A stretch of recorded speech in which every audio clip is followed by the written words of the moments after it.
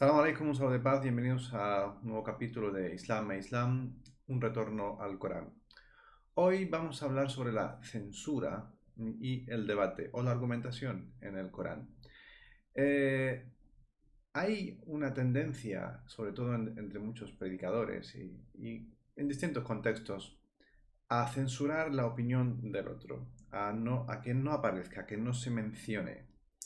Y la razón es porque realmente hay una debilidad argumental y cuando hay una debilidad argumental pues se recurre automáticamente a la censura, porque de haber una fortaleza argumental pues la censura no sería tan necesaria.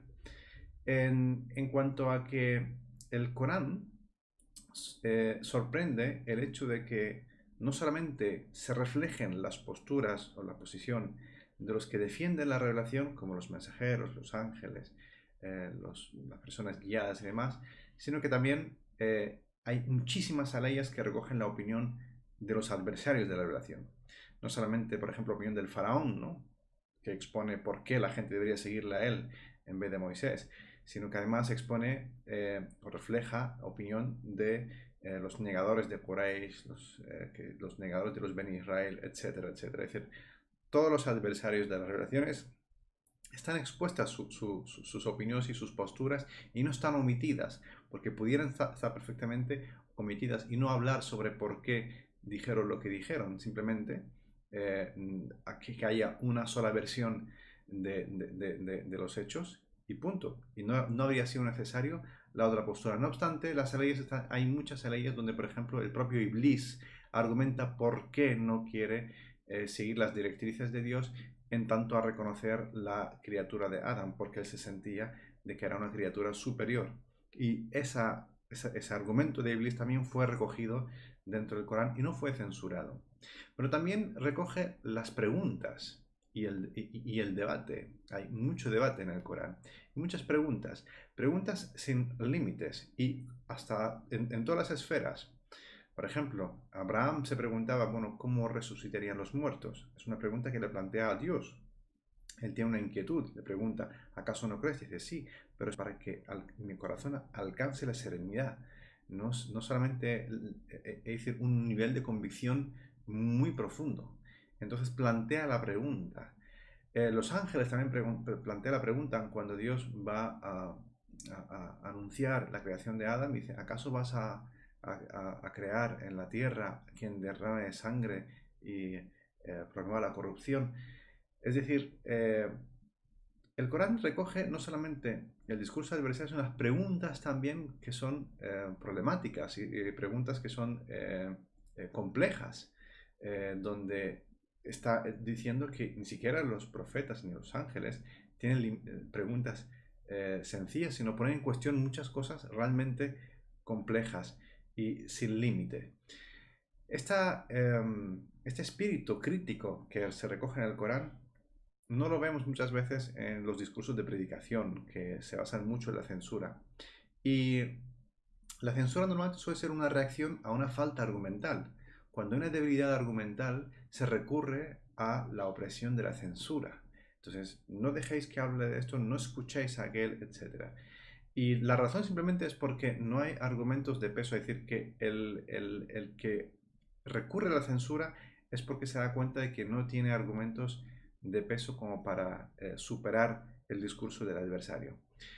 En cambio, el Corán dice que la argumentación, la evidencia, hablar con evidencia, con fundamento, con pruebas, es signo de honestidad, es requisito para ser honestos y sinceros en lo que transmitimos, lo que decimos, significa que lo vamos a hacer en base a fundamentos, a pruebas y evidencias, ¿no?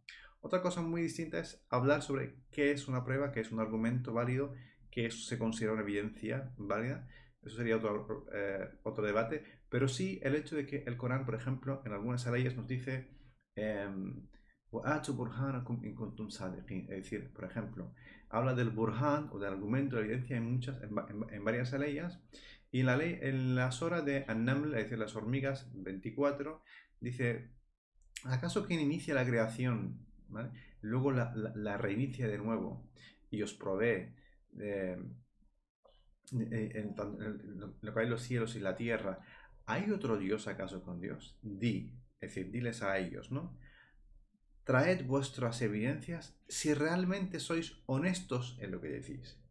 Es decir, vincula la honestidad con el argumento, la honestidad con la evidencia, ¿ven? Con la argumentación, con las pruebas. Hablar en base a fundamentos, hablar en base a argumentos y hablar en base a pruebas es signo de honestidad.